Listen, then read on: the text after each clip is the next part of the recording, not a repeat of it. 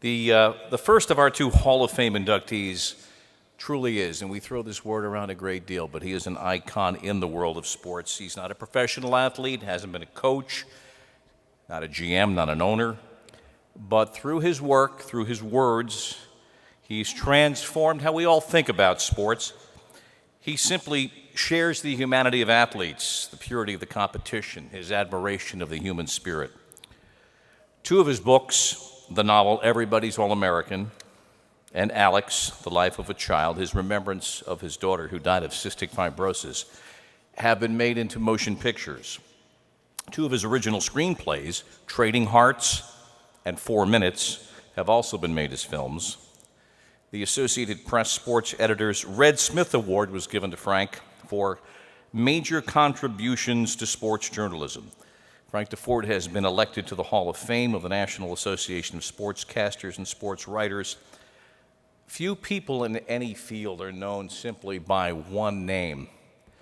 Deford, in my field, means the gold standard of sports literature, a graceful, singular style and skill, a surety of excellence that would drive you as a young kid trying to learn to write the power of words every week when Sports Illustrated would come. Get it, glance at the cover, and go, as they said, to the back of the book for the long piece that more often than not was written by Frank, where you could study and marinate and exult in when Frank Deford turned literally into an art form with his words of truth and honesty. But even as he sails toward his 73rd birthday, he continues to set the standard for sports writing and on-air commentary.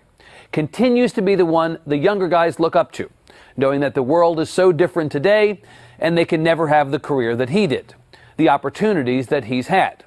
Never cover athletes the same way, never find the venues for storytelling, and never ever make it look so dang effortless. We should all doff our collective caps in the direction of Frank Deford, who is undeniably and unmovably the real thing in a profession that's full of fakers and wannabes. A native of Baltimore, a graduate of Princeton, he's been voted Sports Writer of the Year by his peers 6 different times, has been inducted into the Hall of Fame of the National Association of Sportscasters and Sports Writers, and is the winner of the National Magazine Award for Profile Writing, the magazine industry's equivalent of the Pulitzer Prize. He got his start writing for Sports Illustrated in 1962, nearly 50 years ago, and continues as a senior contributing writer for the magazine today. He's also a regular commentator on National Public Radio's Morning Edition and a correspondent for HBO's Real Sports with Bryant Gumbel. And if that's not enough, he's the author of 15 books, the most famous of which is the novel Everybody's All-American, one of the 25 greatest sports books of all time, according to Sports Illustrated, and the impetus for a great movie of the same name. Presenting the award this evening, Kyle Hightower, sports reporter for the Associated Press, and the best email I've gotten in the last year was the request to read the inscription tonight, which I consider a great privilege. 2014 Giant Steps Award winner, Hall of Fame inductee, Frank Deford. We honor you for the decades of brilliant and insightful writings, especially those that are closest to the heart.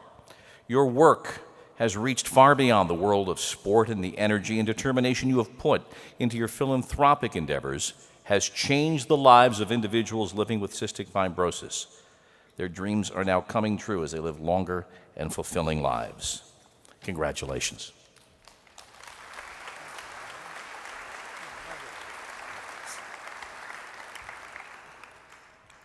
Just a quick story before I present the award to Frank. At 15 years old, I was sure I wanted to be an accountant. So I took an accounting course my sophomore year in high school. But after a semester filled with the ins and outs of accounts payable and accounts receivable, I quickly realized that an accounting career wasn't for me. Feeling a little frustrated, I sought the advice of my big brother. He was 4 years older, in college, and studying journalism. We talked about my love for writing and sports, and in the end, he gave me a stack of articles.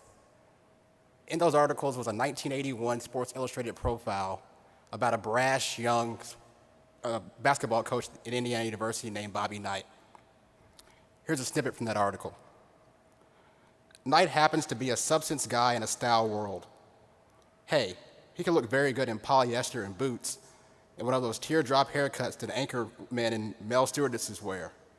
Very good. He's tall, 6'5", and dimpled, as we know, and handsome.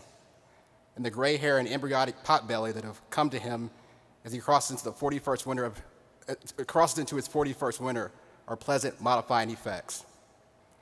That's just a sample of the detail, care, and touch that people have come to expect when they read a Frank Deford profile or article. That ability to capture even the most complex individuals in very relatable ways. But there's no way he could know this.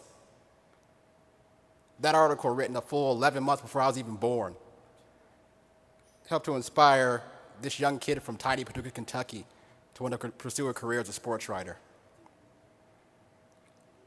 In that piece, I too have shared with other young aspiring scribes who want to know how the greats do it. So to Frank, for your influence you've had on me, I say thank you. And for the countless others who will be influenced by your work, I say congratulations on another well-deserved reward. Thank you.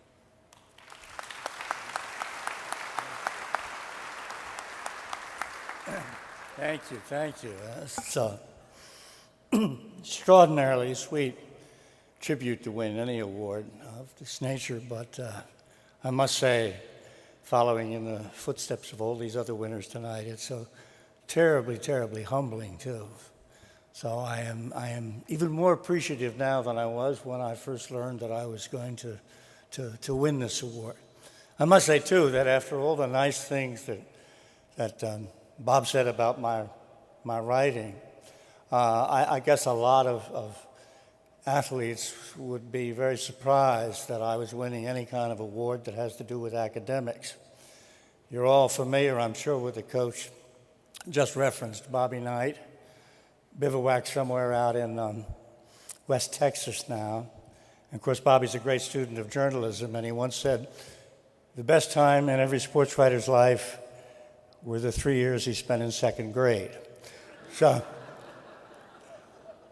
to win any award with academics is especially nice. And I'm such an old sports writer now, too, that I'm one of the few people here that actually saw my co-winner, Wayne Embry, play the game. And I got to tell you about that. Wayne played for the Cincinnati Royals, mostly. And the way it worked was this. Wayne would run down court, and he would, what are you, 6'7", Wayne? And he would stand next to somebody the size of Dikembe, Russell or Thurman or Chamberlain, in their shadow. And then Oscar Robertson would bring the ball down the court, and he would throw it to Jack Twyman, who would shoot. Or he'd throw it to Adrian Smith, who would shoot. Or later he would throw it to Jerry Lucas, who would shoot. Or Oscar would shoot it himself sometimes. And then Wayne would run back the other side of the court and stand next to Russell or Chamberlain or Thurman. I'll tell you, there was nobody any braver than Wayne Embry. And he was also the ultimate teammate. And Bill Russell told me that, Wayne, when they brought you over to the Celtics. So it is particularly gratifying for me to be receiving this award in your company this evening. So congratulations to you, sir. Of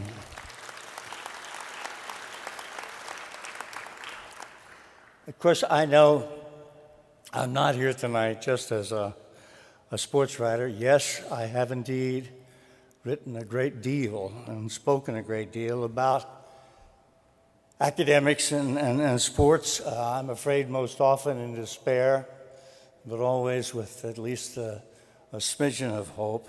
But I'm here as someone who has dealt with something very different indeed, which Bob made reference to earlier. I had a child, Alexandra, who never could play sports and was sadly gone before she really had a chance to deal with academics. She died of cystic fibrosis at the age of 8.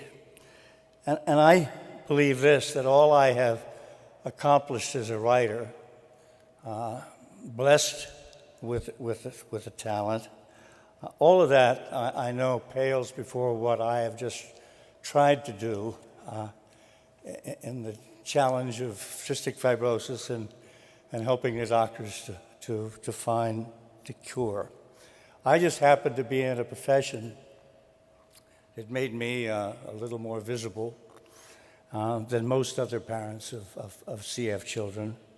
So this award, I think, is really for all those other mothers and fathers who did so much more than I, but have never received as much recognition.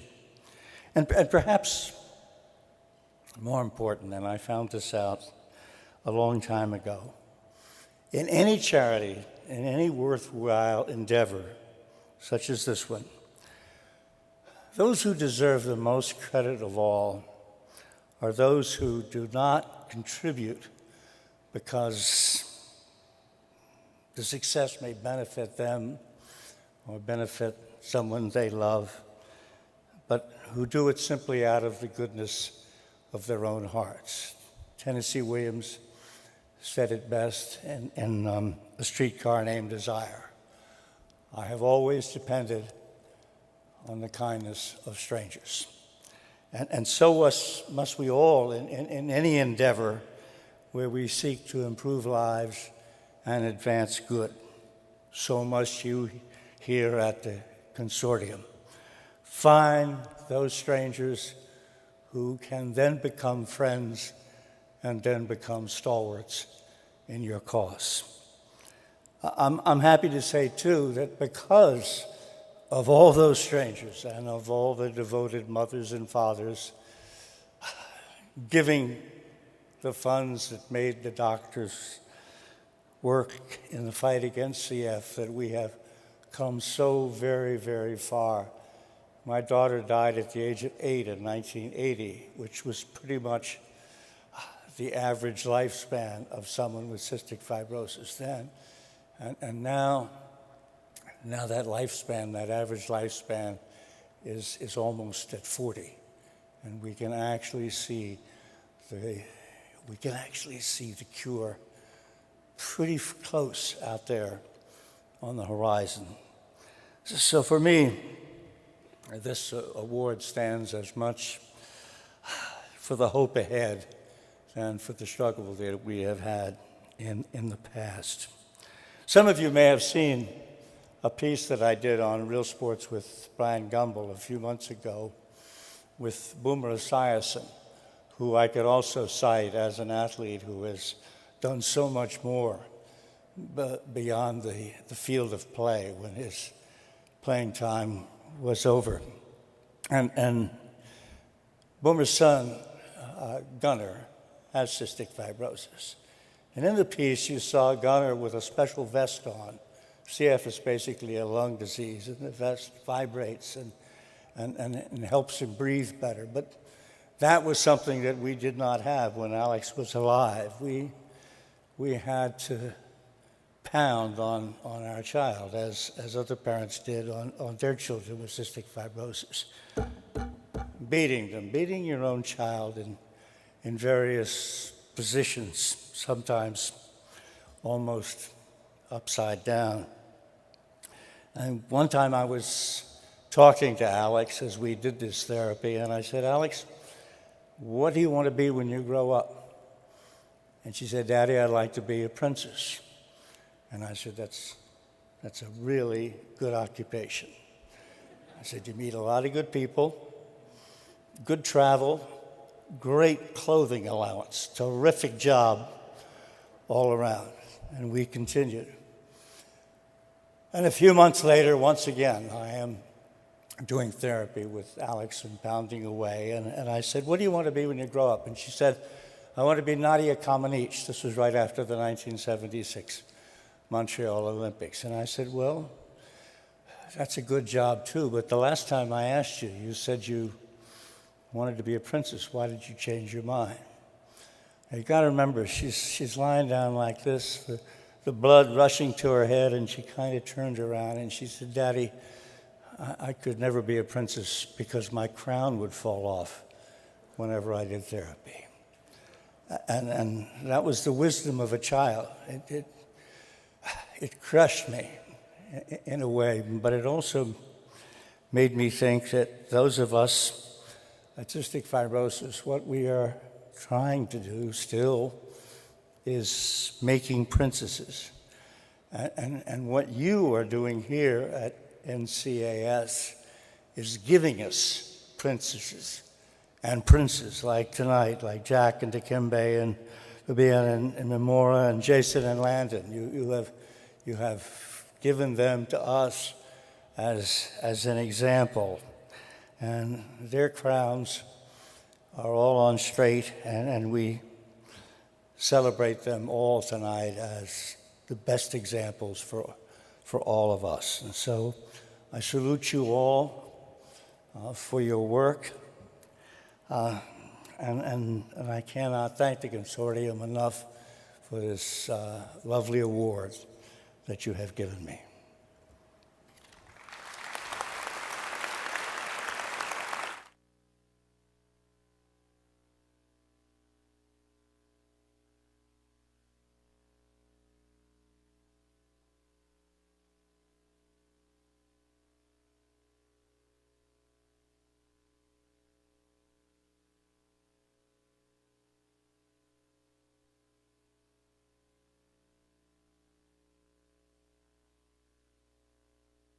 Again, congratulations tonight, Frank.